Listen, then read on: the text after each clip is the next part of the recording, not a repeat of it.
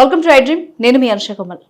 So brain chip మనం ఇంతకుముందు విన్నాం దీని గురించి, సినిమాలో చూసాం, కానీ నిజ జీవితంలో కూడా ఇప్పుడు జరిగే సిచ్యువేషన్ వచ్చింది. ఎందుకంటే అలా ఉంది ఎలాన్ మస్క్ కొత్త విప్లవం. సో దీని గురించి మాట్లాడేందుకు మనతో పట్టున్నారు న్యూరో సర్జన్ డాక్టర్ రంగనాథన్ గారు. వారితో మాట్లాడదాం. నమస్తే సార్. నమస్తే సార్, విన్నాము అంతే, ఇంత తొందరగా వస్తుంది, ఇది ప్రాక్టికల్గా కూడా జరుగుతుంది అని కొంత తక్కువ ఎక్స్పెక్టేషన్స్ ఉండే.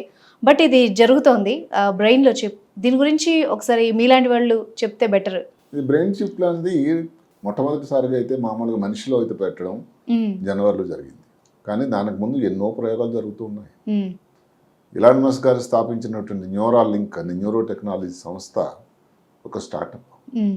దానికి ఎంతోమంది ఇది, ఎందుకంటే ఆ ఇలాన్ మస్క్ మీద ఉన్నటువంటి ప్రజల తాలూకా నమ్మకం అంతా, అంటే ఈయన ఏం చేసినా బాగా చేస్తాడు, ఒక ఎక్సెంట్రిక్ ఎంటర్ప్రినర్ ఆయన. అందుకని న్యూరాలింక్లో అది పెట్టగానే కొత్తగా స్టార్ట్అప్ అంటే ఎవరైనా ఫైనాన్సింగ్ ఉండాలి కదండి. కోట్లాధిపతి రూపాయలు వచ్చాయి. ఓకే, అంత నమ్ముతున్నారు. ఆయన 2015లోనే దానికి ఈ స్టార్టప్కి గవర్నమెంట్, అమెరికా గవర్నమెంట్ FDA వాళ్ళు ఇది ఇచ్చారు పర్మిషన్. అంటే కోతుల మీద, కొన్ని ఎనిమల్స్ మీద ట్రై చేయాలి. మరి ఏదైనా ప్రయోగం ఉండేటప్పుడు ఏంటంటే కొత్తలో కొన్ని ఇబ్బందులు వస్తూ ఉంటాయి. సైన్స్ అన్నది అంతే. సైన్స్ అన్నది నిరంతర ప్రగతి, ఒక ప్రవాహం లాంటిది. దాన్ని అటకట్టి ఎవరు వేయలేరు. మరి దానికి ముందు ఉన్నటువంటి ఒడిదొడుకులు, ఏదైనా కొత్త మందే వచ్చింది అనుకోండి, దాని ముందు ఎంత ప్రయత్నం కావాల్సి ఉంటుంది. కోవిడ్ వ్యాక్సిన్ వచ్చింది, అసలు అంత తొందరగా వచ్చుద్దా కోవిడ్ వ్యాక్సిన్ అనుకున్నారు. మరి లక్షల కాదు కోట్లాది మంది ప్రపంచమంతటా కూడా ఎంత చక్కగా ఉన్నారు, గాలి తీసుకుంటున్నారు అని అంటే ఆ తాలూకా సంజీవుని తాలూకా మత్స్యం కదా. అలాగే సైన్స్ అన్నది జరుగుతూ ఉంటుంది. ఇంకా దాన్ని ఇది ఆపేదానికి లేదు. ఈయన ఏ రోజు ఇన్ని జంతువులు చనిపోయి అతని మీద కొన్ని కోర్టులో కేసులు, ఎందుకంటే అనిమల్ రైట్స్ యాక్టివిస్ట్ ఉంటారు, వేసినా కూడా అతను వెనకంజ వేయలేదు. తను ఏదైతే నమ్ముకున్న సిద్ధాంతాన్ని, ఏదో ఒక రోజు నాడు నేను మనిషి మెదడు లోపల చిప్పు పెడతాను, చేతులు కాలు పనిచేయాలి వ్యక్తుల్లో, మెదడు లోపల వచ్చినటువంటి ఆలోచనని, సంకేతాలని పనులుగా తీర్చిదిద్దేటువంటి ఒక ఆలోచన వచ్చింది. దానికి నిజానికి ఆయనకే వచ్చింది ఒరిజినల్ ఐడియా. ఓ రోజు ఏదో మీటింగ్కి వెళ్ళి బయటకు వస్తున్నాడట. వస్తున్నప్పుడు ఆయనకు అనిపించింది, మనం బయటకు వెళ్ళి డ్రైవర్ని ఫోన్ చేసి ఒక వెహికల్ తీసుకురా ఎందుకు చెప్పడం, మనం మనసులో అనుకున్న ఆ వెహికల్ నా దగ్గరికి వచ్చేయాలి అని. వెహికల్ వచ్చేస్తే ఎలా ఉంటుంది, మరి అదే కార్యరూపం అయింది. అలాంటిదే ఈ బ్రెయిన్ చిప్. జనవరిలో బ్రెయిన్ చిప్ అనేది ఒక వ్యక్తిలో అతను అమర్చాడు. ఆయన కాలు చేయకుండా యాక్సిడెంట్ వల్ల అచేతనంగా ఉండేటువంటి ఒక వ్యక్తికి అతను మళ్ళీ ఇంకొక జన్మ ఇచ్చినట్టు అయింది. చాలా కొంతమందికి అయితే ఉపయోగకరం, ఒక మనిషికి ఏ విధంగా ఉపయోగపడచ్చు. అండ్ దీంతో పాటు కంట్లో కూడా చిప్స్ అంటున్నారు, మరి అది ఏ విధంగా ఉపయోగపడచ్చు, ఎంతవరకు? అది తర్వాత ఓకే, అది కూడా బ్రెయిన్ ఎలాన్ మస్క్ చేస్తున్నాడు. ఫస్ట్ మనం ఇది మాట్లాడుకునేటట్టయితే అప్పుడు జనవరిలో ఒక చిప్ పెట్టారు. 1040 ఎలక్ట్రోడ్స్ బ్రెయిన్ లోపల ఉండి ఒక చిన్న రోబోతో మెదడు లోపల చిన్న రంధ్రం స్కల్ పుర్యభాగంలో చేసి అమర్చారు. అప్పుడు చాలామంది అనుకున్నారు దీనివల్ల కాంప్లికేషన్స్ ఉంటాయి, న్యూరో సర్జరీ కమ్యూనిటీ కూడా ఏదో కాంప్లికేషన్ వస్తుంది, ఈ చీమ్ పడుతుంది, బ్లడ్ లోపల తయారవుతుంది, అసలు తర్వాత ఈయన చేయగలడా, ఎక్కువ మాట్లాడుతున్నాడు అని. కానీ మళ్ళీ 10 రోజుల క్రితం మళ్ళీ ఇంకొకరికి వేశాడు. అంటే ఇంకా మరి దానికి స్టాండర్డైజ్ అయిపోయింది. అంటే ఇంకా దాన్ని ఆపే శక్తి ఎవరికి లేదు. అదే కాకుండా ఈ సంవత్సరాంతం లోపల ఇప్పుడు మనం ఇంకా ఇదైది ఆగస్టులో ఉన్నాం, ఇంకా నెక్స్ట్ 4 నెలలు ఇంక 8 మందికి చేస్తారట. అంటే సంవత్సరాంతానికి 2024 అయ్యేసరికి 10 మందికి చిప్ అమరుస్తాను అని చెప్తున్నాడు ఆల్రెడీ. ఒక పెద్ద వెయిటింగ్ లిస్ట్ ఉందట ఆయన దగ్గర, మాకు వేయండి చిప్. ఎవరికి ఎక్కువ ఉపయోగకరం సార్ ఇది? ఇతను ప్రస్తుతానికి ఆలోచన ఏంటంటే ఎవరైతే కాలు చెయ్యి పని చేయకుండా దెబ్బ తగిలిన తర్వాత ఏది స్పైనల్ కార్డ్కి, వాళ్ళ కోసం ముఖ్యంగా ఏమిటి ఏదైనా ఆలోచన వచ్చిందా అని, నేను ఇప్పుడు కంప్యూటర్ తాలూకా కర్సర్ కలపాలి, సోషల్ మీడియాలో ఏదో పోస్టింగ్ చేయాలి, వీడియోగ్రామ్ ఆడాలి, చేతులు కాలు పని చేయట్లేదు, ఎట్లా చేస్తాడు?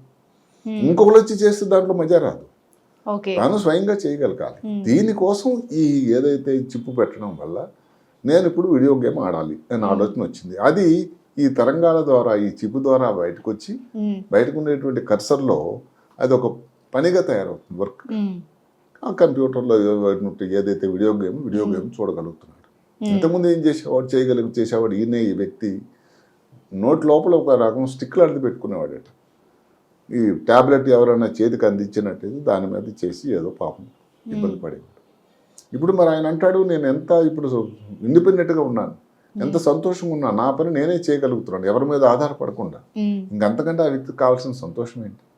ప్రస్తుతానికి చేతులు కాలు రావడానికి ఇది వైద్యం జరగడానికి ఆస్కారం లేదు, కానీ తన పనులు తను నిర్వర్తించుకుంటగలుగుతున్నాడు కదా. అలాంటిదే మళ్ళీ ఈ 5 రోజులు 6 రోజులు 10 రోజుల క్రితం జరిగింది ఒక ప్రయోగం. 2 వ్యక్తి చేశాడు. ఇంకొకటి ముఖ్యమైనది ఏంటి, అప్పటి చిప్కి ఇప్పటి చిప్కి చాలా ప్రయోగాలు ఇంకా ఇంప్రూవ్మెంట్ అయ్యాయి. మొదటిసారి చిప్ పెట్టిన తర్వాత మధ్యలో ఆ స్లిప్ జారిపోయింది, దానిలో ఉన్న కొన్ని ఎలక్ట్రోడ్స్ సరిగ్గా పనిచేయలేదు, ఇంకా అయిపోయింది ఎలన్ మస్క్ పని అనుకున్నారు అందరూ. అయినా వదలకుండా పట్టు వదలని ఎక్కమాడలాగా మళ్ళీ ప్రయత్నం చేసి దాన్ని సరిగ్గా సెట్ చేశాడు. ఈ పోడోకాస్ట్ ఏదైతే ఈసారి ఎలన్ మస్క్ గారు చేశారో దీంట్లో మొదటి చిప్ అమర్చుకున్నటువంటి వ్యక్తి కూడా మాట్లాడాడు. నేను ఇప్పుడు ఆరోగ్యంగా ఉన్నాను, మీ ఎదురుగా మాట్లాడుతున్నాను, నేను చేయగలిగినటువంటి పనులు నా అంతా నేను చేయగలుగుతున్నాను అనేటువంటి ఒక ధైర్యాన్ని, ఒక సంతోషాన్ని ప్రకటించాడు ఆ ప్రజలందరి ముందు. ఇప్పుడు రెండో వ్యక్తికి ఇప్పుడు ఏమైనా జరిగింది, ఆ చిప్ అనేది తాలూకు సైజు కూడా చిన్నగా అయింది కొంచెం. దానిలో ఉండేటువంటి ఎలక్ట్రోడ్స్ ఏదైతే ఎలక్ట్రోడ్స్ ఏవైతే ఉన్నాయో మెదడు లోపలికి పెట్టేటువంటి చిన్న దారపోగులు లాంటివి 1040 ఉండేవి ఇంతకుముందు, ఇప్పుడు 400కు తగ్గించాడు.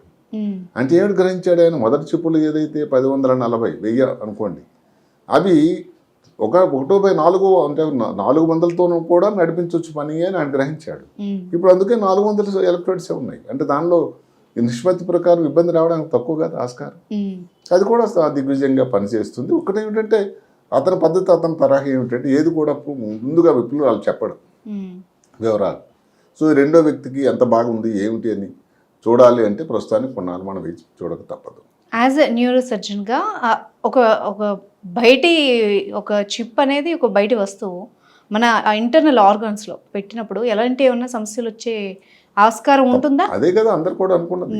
ఏమిటి, బ్రెయిన్ లోపల పెట్టారు, అక్కడ ఏదైనా రక్తం గూడు కట్టుకోవచ్చు, ఫిట్స్ లాగా రావచ్చు, అదే కాకుండా దానివల్ల ఇన్ఫెక్షన్ రావచ్చు, ఉన్న చోటు నుంచి దాని స్థానం చలనం డిస్ప్లేస్మెంట్ కావచ్చు, ఉన్నటువంటి ఎన్ని లీడ్స్ అయితే పెట్టారో అన్ని పని చేయకపోవచ్చు. ఇలాంటి ఎన్నో ఇబ్బందులు. అందులో క్రూషియల్ ఏరియాస్లో ఉండేటైతే కాలు చేయి కుడి పక్కన పెట్టినట్టయితే దాని ఇబ్బంది కాలు చేయి ఎడం చేయి మీద రావచ్చు. ఇలాంటి ఇబ్బందులు ఉన్నాయి. అవన్నీ అతను అనుకున్నా కూడా అధిగమించి ఈ రోజున రెండో చిప్పు పెట్టడానికి సరిగదా ఇంకొక 8 చిప్పులు ఈ సంవత్సరాంతం పెట్టడానికి ఉద్యుక్తుడు అవుతున్నాడు. దానికోసం ఎంతోమంది వాలంటీర్స్ రెడీగా ఉన్నారు వెయిటింగ్ లిస్టులో అన్నది ఇది చాలా సైన్స్ తాలూకా ప్రగతికి చాలా గొప్ప ఉదాహరణ. అవును, ప్రాబ్లమ్స్ ఏవైనా అయి ఉండొచ్చు, బట్ ఇది ఒక గొప్ప ఆవిష్కరణ. అంటే ప్రొసీజర్ అన్నది ఇన్వేజివ్ ప్రొసీజర్ అంటాం. ఏదైనా శరీరం లోపల అమర్చేది సింపుల్గా ఇచ్చేటువంటి మనం ఐవి లైన్ వల్ల వస్తుంది కదా. అలాంటప్పుడు ఇలాంటి ఇబ్బంది రాకుండా ఎలా ఉంటుందని ఎలా అనుకుంటాం. ఇప్పుడు నెక్స్ట్ స్టెప్ ఏమొచ్చిందంటే కంటిలో చూపు గురించి. ఎవరికైతే కంటిలో చూపు లేని వాళ్ళు అందులుకున్నారో వాళ్ళకి చిప్పు పెట్టడంలో కూడా సాధ్యమైంది. అంటే ఎలా సార్, లెన్స్ లాగా ఉంటుందా అది? అది కూడా చిన్న చిప్పే. ఈ మధ్య కాలంలోనే ఎక్కడ మరి మన షికాగో ఇలినాయిస్ యూనివర్సిటీ టెక్నాలజీలో పెట్టారు. అవి వాళ్ళు పెట్టిన టెక్నాలజీ ఎలన్ మస్క్ కంపెనీ కాదు, వేరే కంపెనీ. 24 చిప్పులు అమర్చారు మెదడు లోపల, చిన్న చిన్నవి. ఎవరు అతను ఇప్పుడు 56 సంవత్సరాలు అయింది. 16 సంవత్సరాలప్పుడు ఎడమ కన్ను చూపు పూర్తిగా పోయింది. 44 సంవత్సరాలప్పుడు కుడి కన్ను చూపు పోయింది. ఇప్పుడు 2 కళ్ళు కూడా అతనికి ఏమాత్రం పూర్తిగా చూపు లేదు. అలాంటి వ్యక్తిని ఆ షికాగో యూనివర్సిటీ వాళ్ళు సెలెక్ట్ చేసుకుని బుల్లాడని ఆయనకి ఇది పెట్టారు. వాళ్ళ ఎక్స్పెక్టేషన్ ఏమిటంటే ఇప్పుడు చిప్పు పెట్టారు. చిప్పు ఎలాగంటే మెదడు లోపల ఆ మెదడుని ఒక స్టిమ్యులేట్ చేస్తుంది. దాని తరంగాలు కరెంట్ తరంగాలు మొదలవుతాయి. ఈ కరెంట్ తరంగాలు ఏవైతే ఉన్నాయో అక్కడ నుంచి ప్రవాహం చేసి ఏదైతే మెదడు లోపల ఏదైతే ఉందో ఆ ప్రాంతంలో కంటి చూపు కోసం వచ్చే పర్సెప్షన్ అనమాట, ఏదో కనబడుతుంది అన్నట్టు చేయగలిగిన సామర్థ్యం. మళ్ళీ న్యాచురల్ లైట్ లేకుండా అలాంటి సామర్థ్యంతో ఈ చిప్పు పనిచేస్తుంది అని. ఇప్పుడు భారతదేశంలో ఇప్పటికి 8 మిలియన్లు ఉన్నారు అందులో. ప్రపంచం అంతటా 43 మిలియన్లు ఉన్నారు. అసలు చాలా చూపు తగ్గిపోయిన వాళ్ళు 243 మిలియన్లు ఉన్నారు. వీళ్ళందరికీ ఎంత గొప్ప సంతోషం వార్త అండి. అసలు న్యూస్ పేపర్లో ఏమిటంటే coming soon hope and vision, ఒక ఆశ, అదే కాకుండా చూపు కూడా దగ్గరలో ప్రజలకు రాబోతుంది అనేటువంటి గొప్ప వాత. స్పెయిన్లో చేశారు. ఇంకొకరికి స్పెయిన్లో వాళ్ళు 4 వాలంటీర్లకు వేశారు. అదే కాకుండా కాలిఫోర్నియా యూనివర్సిటీలో 6 వాలంటీర్లకు వేశారు. ఎలాన్ మస్క్ గారు ఇంకొక అడుగు ముందు వేశారు. ఆయన ఎప్పుడు ఒక అడుగు ముందు ఉంటుంది. అందరు ఆలోచించి దానికంటే ఇంకా ఎక్కువ ముందే ఆలోచిస్తాడు ఆయన. ఇప్పుడు వీళ్ళు చెప్తున్నది అలా ఏదైతే ఉందో ఏదైనా కారణాల వల్ల కంటి చూపు తగ్గిపోతుంది.